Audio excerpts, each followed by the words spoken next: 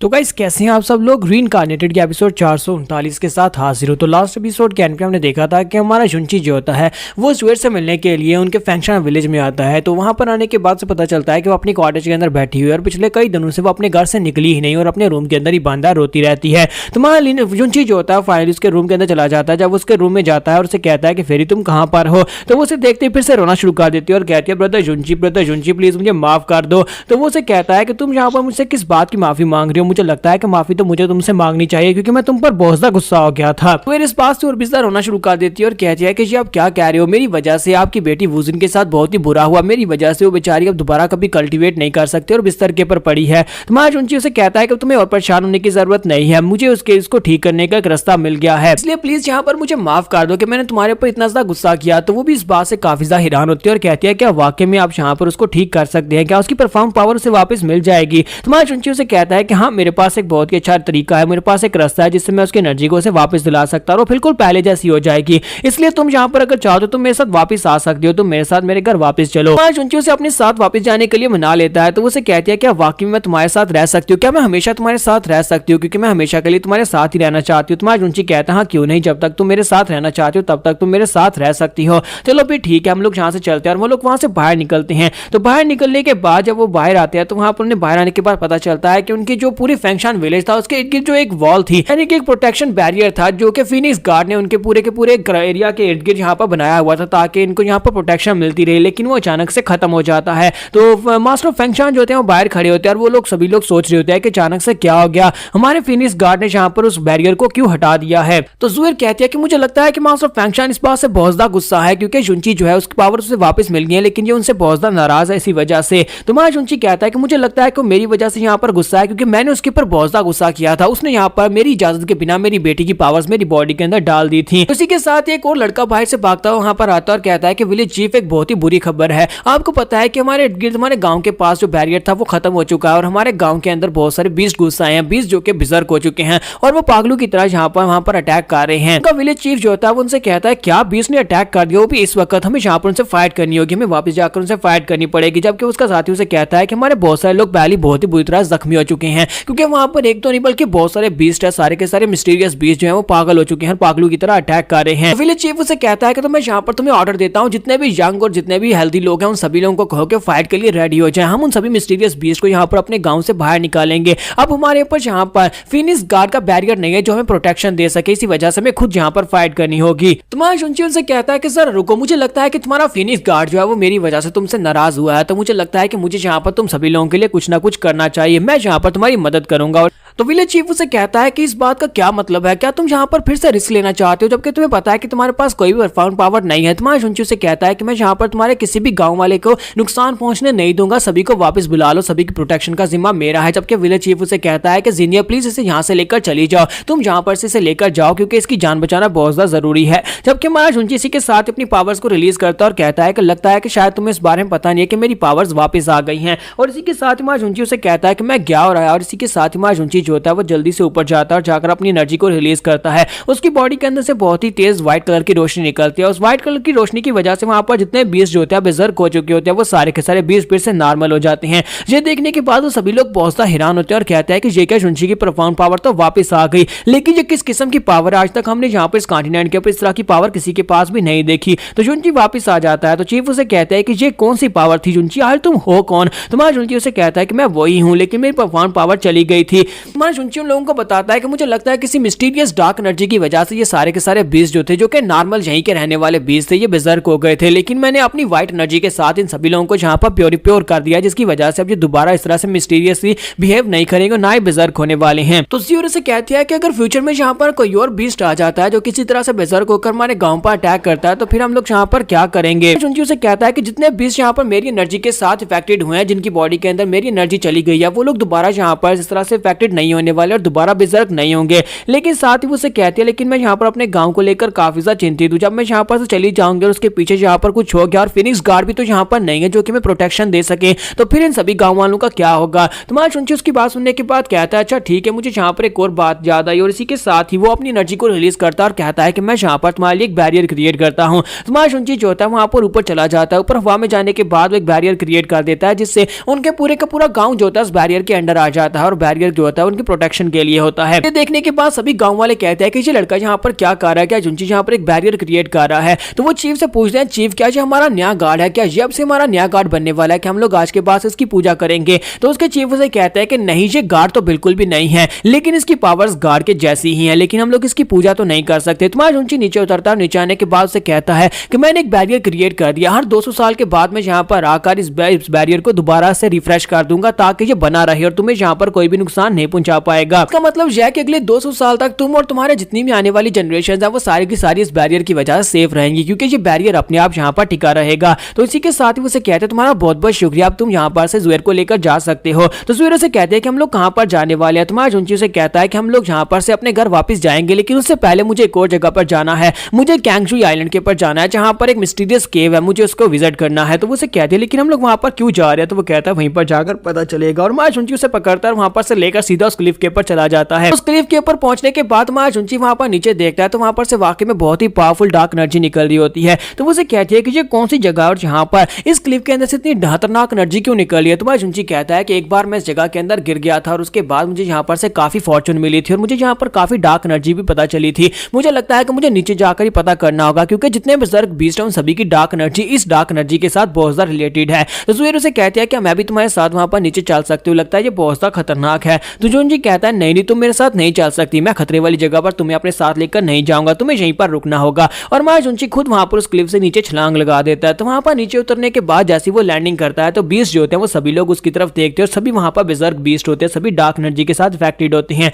माया जुंची कहता है कि एक लंबे वक्त के बाद मैं यहाँ पर से दोबारा आया हूँ। लास्ट टाइम जब मैं यहाँ पर आया था जहाँ पर से मुझे काफी कुछ मिला था, लेकिन इस बार पिछली बार के मुकाबले में और भी ज्यादा डिमोनिक एनर्जी यहाँ पर से फ्लो कर रही है। और साथ ही माया जुंची वहां पर आगे बढ़ता है जहां पर वहां पर बहुत सारे फ्लावर लगे होते हैं और सारे के सारे फ्लावर्स के बीच से वो आगे बढ़ता है और वहीं पर उसके सामने वो लड़की अपीयर होती है। ये स्पिरिट जो है यहाँ पर इन फ्लावर्स की गार्डियन स्पिरिट है। और लास्ट टाइम जब जुंची यहाँ पर आया था तब भी ये गार्डियन स्पिरिट इसके सामने अपीयर हुई थी। तो जुंची कहता है कि हम लोग यहाँ पर दोबारा मिल रहे हैं और यहीं पर हमारी एपिसोड 439 का एंड हो जाता है। और नेक्स्ट एपिसोड में देखेंगे कि हमारे जुंची को फिर से यहाँ पर से कोई फॉर्चून मिलने वाली है। तो एपिसोड की एक्सप्लेनेशन अच्छी लगी हो तो कमेंट करके जरूर बताइएगा, वीडियो को लाइक करना मत भूलिएगा। Thank you.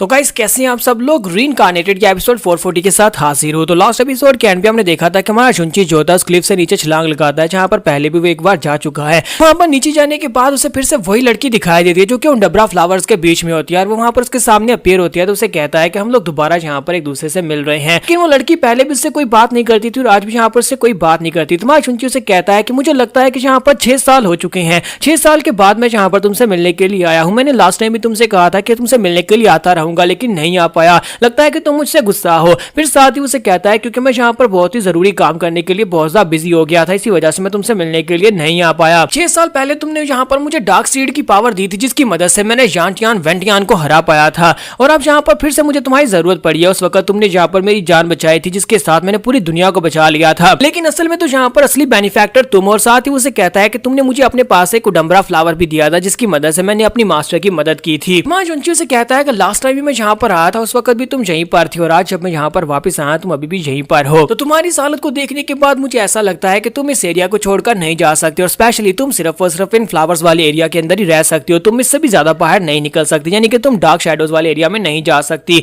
तो वो इसकी बात सुनने के बाद आंखें से सर हिलाती है। तुम्हारा जुंची जो होता है उस बात को समझ आता है। फिर साथ उसे कहता है कि मुझे लगता है कि पिछले कई सालों से तुम यहाँ पर अकेली रह रही हो और यहाँ पर अकेले रहकर तुम काफी ज्यादा उदास हो गई होगी और ये बहुत ज्यादा उदास करने वाली बात है कि आप यहाँ पर अकेले रहते हो और आपके पास कोई भी ना हो। जुंची उसे कहता है कि 6 साल पहले मैंने तुम्हें अपना नाम बताया था कि मेरा नाम जुंची है, लेकिन तुमने मुझे आज तक अपना नाम नहीं बताया, तो क्या तुम मुझे अपना नाम बताओगे कि तुम्हारा नाम क्या है। तो वो उसे आगे से इशारा करती है जैसे उसका कोई नाम ही नहीं है। तुम्हारा जुंची उसे कहता है कि अब जबकि तुम यहाँ पर इस डार्क जगह के ऊपर रहते हो तो फिर ठीक है, मैं तुम्हें यहाँ पर एक प्यारा सा नाम देता हूँ, मैं तुम्हें आज के बाद से यहाँ पर जुएर कहूंगा। तो क्या तुम्हें तुम्हारा ये नया नाम पसंद आया। तो वो इस बात से काफी ज्यादा खुश होती है जब किसी के साथ मेरे जुंची को वहां पर अपना पास याद आता है। लास्ट टाइम जब उसे होंगेर मिली थी तो होंगेर को भी उसने वहां पर एक नाम दिया था, वो लड़की जो कि वहां पर तलवारों को खाती थी, जो कि उसकी स्पेशल स्पिरिट थी और उसकी तलवार की स्पिरिट भी थी और उसको उसने होंगियर का नाम दिया था और वो अपना नाम सुनने के बाद उस दिन बहुत ज्यादा खुश हुई थी। हमारा जुंची जो होता है सेम बात को यहाँ पर याद कर रहा होता है। जुंची जो होता है वो जुएर से पूछता है कि मुझे एक बात बताओ, क्या तुम उस लड़की को जानती हो,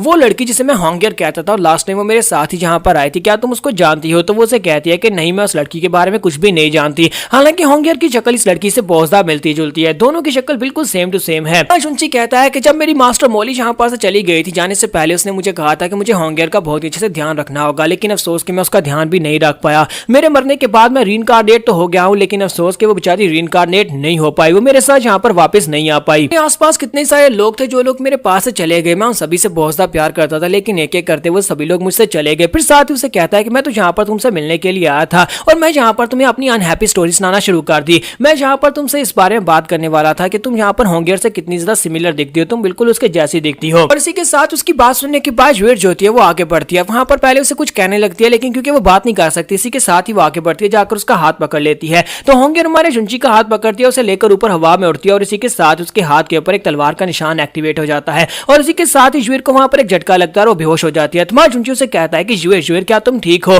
वो उसे वहां पर हिलाने की कोशिश कर रहा था, लेकिन साथ उसके हाथ के ऊपर जो निशान होता है वो अपने निशान की तरफ देखता है कि उसके हाथ के ऊपर जो तलवार का निशान होता है वो एक्टिवेट हो जाता है और चमकना शुरू हो जाता है। तुम्हारा जुंची इस बात से और भी हैरान होता है और कहता है कि मेरे हाथ के ऊपर ये स्वर्ड सील जो है तो होंगियर की स्वर्ड है, ये तो होंगियर की स्वर्ड सील है, लेकिन ये मेरे हाथ के ऊपर निशान कैसे हो सकता है? मुझे तो लगा था कि वो मेरे साथ रीइंकार्नेशन में नहीं आई। और इसी के साथ उसे वहां पर सलवार के अंदर होंगियर दिखाई देती है, जब किसी के साथ हीलिंग भी बाहर निकल आती है और उसे कहती है कि मास्टर मुझे लगता है कि होंगियर बिल्कुल ठीक है, वो रेजरेक्ट हो गई है, यानी कि वो यहाँ पर आपके पास दोबारा से वापस आ गई है। जुंची कहता है मुझे लगता है कि ज्वेट ने यहाँ पर अपनी पावर्स के साथ होंगियर को दोबारा से जिंदा किया, उसे दोबारा से रेजरेक्ट किया है। तो हीलिंग उसे कहती है लेकिन इन दोनों का आपस में क्या ताल्लुक हो सकता है? दोनों की शक्लें बिल्कुल एक जैसी है, दोनों एक दूसरे के साथ मिलती जुलती हैं, मुझे लगता है कि दोनों में कोई ना कोई कनेक्शन जरूर है। साथ ही हीलिंग वहां पर उसे पूछती है कि ये लड़की यहाँ पर से बाहर भी नहीं जा सकती और ऊपर से यहाँ पर इतना ज्यादा डार्क हो रहा क्यों है, ये जगह इतनी ज्यादा खतरनाक क्यों है? साथ ही हीलिंग उसे कहती है कि मास्टर आपके पास यहाँ पर पावर ऑफ लाइट है। पावर ऑफ लाइट होने का मतलब यह है कि आप यहाँ पर डार्क पावर से बहुत ज्यादा ऑपोजिट है, तो फिर आप इस जगह के ऊपर क्या कर रहे हैं?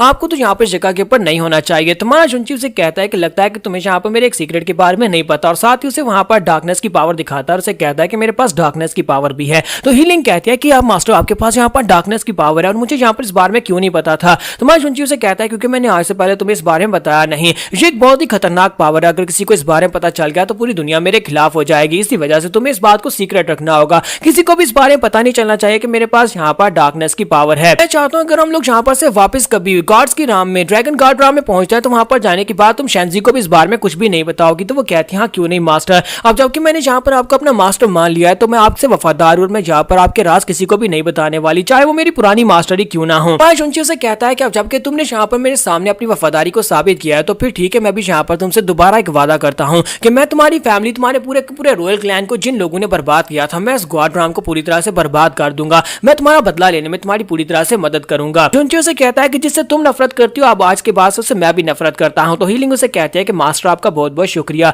और इसी के साथ ही ज्वेट को फिर से वहां पर होश आ जाती है। तुम्हारा शुंची आगे बढ़ता है और उसे कहता है कि ज्वेट तुम्हें होश आगे बताओ जहां पर हुआ क्या था, और इसी के साथ ही ज्वेट जो होती है वहां पर हवा में उड़ना स्टार्ट करती है और उसके सामने उठकर खड़ी हो जाती है। तुम्हारा शुंची उसे कहता है कि तुम्हारा बहुत बहुत शुक्रिया होंगियर को वापस लेकर आने के लिए, मुझे लगता है कि तुम्हारा होंगियर के साथ कोई ना कोई ताल्लुक जरूर है, तुम उसे जानती हो। शुंची उसे कहता है कि मुझे लगता है कि तुम इस वक्त बहुत ज्यादा कमजोर हो, हमें इस बारे में बता नहीं पाओगी, लेकिन इस बार मैं तुमसे यहाँ पर से वादा करके जाऊंगा कि मैं दोबारा तुमसे मिलने के लिए जरूर आऊंगा। उम्मीद करता हूँ कि मैं 1 महीने के बाद तुमसे यहाँ पर दोबारा मिलने के लिए आता रहूं ताकि तुम यहाँ पर बिल्कुल अकेली ना हो। फिलहाल के लिए मुझे यहाँ पर से वापस जाना होगा। और इसी के साथ ही वो जाने लगता है तो वो उसका पल्लू पकड़ती है और उसे वहीं पर रोक लेती है। तुम्हारा शुंची उसे कहता है घबराने की जरूरत नहीं है, मैं वादा करके जाऊंगा कि अगली बार मैं बहुत ही जल्दी तुमसे मिलने के लिए आऊंगा। साथ ही वो हीलिंग से कहता है कि हीलिंग हमारे जाने का वक्त हो गया, और वो दोनों वहां पर से बाहर निकल आते हैं। जबकि यहीं पर से next scene dragon guard Ram का दिखाया जाता है, जहां पर ड्रैगन क्वीन जो होती है उसका बेटा उससे पूछता है मदर क्या हमारी ड्रैगन रेस दुनिया की सबसे पावरफुल ड्रैगन रेस है, यानी सबसे पावरफुल रेस है? तो उसकी मॉम उसे बताती है कि हम ड्रैगन्स जो है बहुत ज्यादा सेक्रेट हैं, हमारे ड्रैगन्स की ब्लड लाइन जो है जो बाकी की सभी जितनी ब्लड लाइन्स उनमें से सबसे ज्यादा पावरफुल है, इसी वजह से सभी लोग यहाँ पर हमें गार्ड की तरह मानते हैं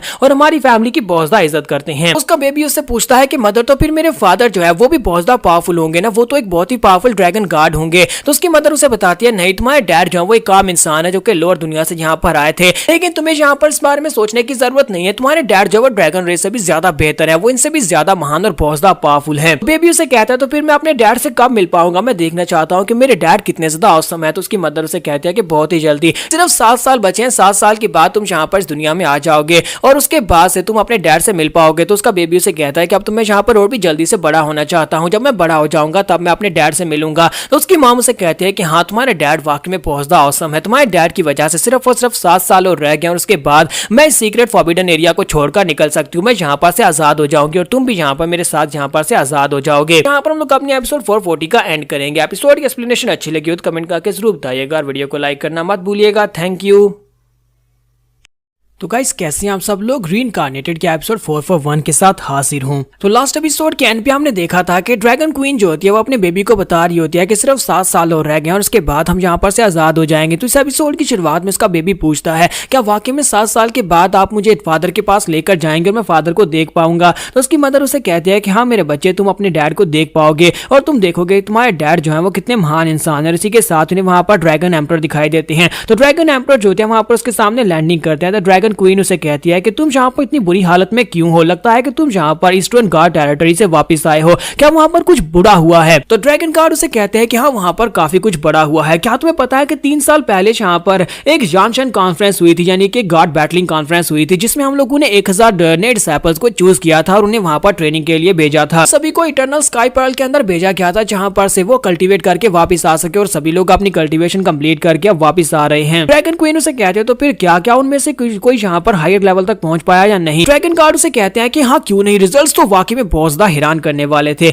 उनमें से टोटल जो थे वो 19 डिवाइन मास्टर्स लेवल तक पहुंच पाए हैं, जबकि उनमें से 700 जो है वो मिड डिवाइन लेवल तक पहुंच पाए हैं। तो ड्रैगन क्वीन उसे कहते हैं कि इसका मतलब यह है कि इटर्नल स्काई पर्ल ने यहाँ पर अपना काम पूरा किया है और उन सभी बच्चों को यहाँ पर बहुत ज्यादा पावरफुल बनाकर वापस भेजा है। स्टार कार्ड के लोग हमेशा इस तरह की अगर पावर उनके पास होती तो वो सिर्फ और सिर्फ अपने लिए यूज करते क्योंकि वो बहुत ज्यादा सेल्फिश हैं। तो ड्रैगन गार्ड उसे कहते हैं हाँ ये बात वाकई में सच है, सिर्फ और सिर्फ स्काई गार्ड के लोग ही ऐसे हैं जिनके एम्बिशंस ऐसे हैं कि वो दूसरों को ट्रेन करना चाहते हैं और दूसरों को स्ट्रॉन्ग बनाना चाहते हैं। ड्रैगन गार्ड उसे कहता है कि हालांकि हम लोगों ने यहाँ पर जितने नए बच्चे प्रोड्यूस किए वो सारे के सारे डिवाइन राम में हैं, लेकिन इसके बावजूद हम लोगों ने यहाँ पर इवल इन्फेंट बेबी की वजह से जितना नुकसान झेला है वो इससे भी बहुत ज्यादा है। और अगर यहाँ पर अभी वो जो ब्लैक आउट हो जाता है, यानी कि वो क्रिम्सन लाइट जो है वो क्रैक जो है वो ज्यादा बढ़ जाते हैं और वहां पर से जो बहुत ही पावरफुल डार्क एनर्जी है वो निकल आती है, तो मुझे नहीं लगता कि स्काई गार्ड राम उनके सामने टिक पाएगी। तो ड्रैगन क्वीन उसे कहते हैं कि मुझे लगता है कि इटर्नल स्काई गार्ड राम के जो लोग थे वो लोग यहाँ पर सिर्फ इसी मकसद के लिए उन्होंने 1000 बच्चों को इटर्नल स्काई पर्ल के अंदर भेजा था ताकि वो लोग यहाँ पर कोई ऐसा मिरेकल क्रिएट कर सके जैसे कि युंची था।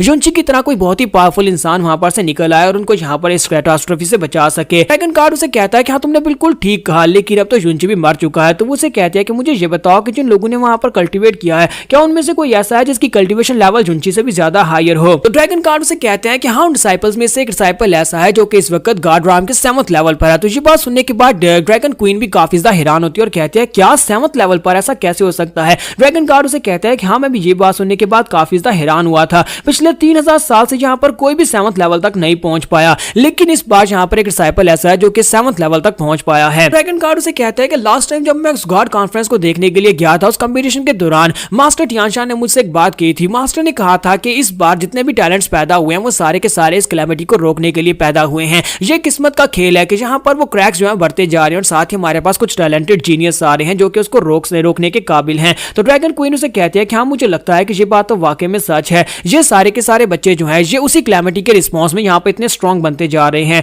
तो ड्रैगन गार्ड उसे कहता है कि हाँ ऐसी ही बात है और इसी के साथ ड्रैगन क्वीन उसे कहती है मैं चाहती हूँ कि जब यहाँ पर वो क्रैक्स ओपन होंगे और वहां पर से क्रिम्सन रेड कलर की एनर्जी निकलेगी और वहां पर से डार्क डेविल्स निकलेंगे, तो मैं चाहती हूँ कि तुम जाकर उनकी मदद करो, तुम्हें उनकी मदद करनी होगी, दूर खड़े रहकर तमाशा मत देखते रहना। तो वो कहता हाँ क्यों नहीं, मैं यहाँ पर उनकी मदद करने के लिए जरूर जाऊंगा। तुम्हें पता है कि हम ड्रैगन जो है ये हमेशा दूसरों की मदद में बिलीव करते हैं, यहाँ पर किसी को भी ये सब कुछ अकेले बर्दाश्त नहीं करने दूंगा। एक ड्रैगन गार्ड होने के नाते मैं यहाँ पर दूसरी राम्स की भी रक्षा करने का उत्तरदायित्व संभालता हूँ। ड्रैगन क्वीन इसी के साथ ही पीछे मुड़ जाती है और उसे कहती है कि मुझे लगता है कि बहुत ही जल्दी यहाँ पर कुछ बहुत ही बुरा और कुछ बहुत ही बड़ा होने वाला है और तुम्हें जाकर तैयारी करनी चाहिए। जाओ जाकर तैयारी करो क्योंकि तुम एक ड्रैगन गार्ड और तुम्हें यहाँ पर अपना वक्त जाया नहीं करना चाहिए बल्कि तैयारी करनी चाहिए। ड्रैगन गार्ड उसे कहते हैं हाँ क्यों नहीं, और इसी के साथ ही उसे कहते हैं तुम भी अपना ख्याल रखना, मैं जाकर अपनी तैयारी करता हूँ क्योंकि बहुत ही जल्दी यहाँ पर फाइट हो सकती है। और इसी के साथ ही ड्रैगन गार्ड जो होते हैं वहां पर से जाने लगते हैं, लेकिन जाने से पहले वो कहते हैं कि ड्रैगन क्वीन तुम्हें पता है कि कितने सालों से मैंने यहाँ पर तुम्हारी ब्यूटी को नहीं देखा और आज मैं यहाँ पर देखना चाहता हूँ, क्या तुम यहाँ पर अपना कवर हटाकर मुझे दिखाओगे? पता नहीं यहाँ पर कवर का मतलब कपड़े या फिर क्या कह रहे हैं।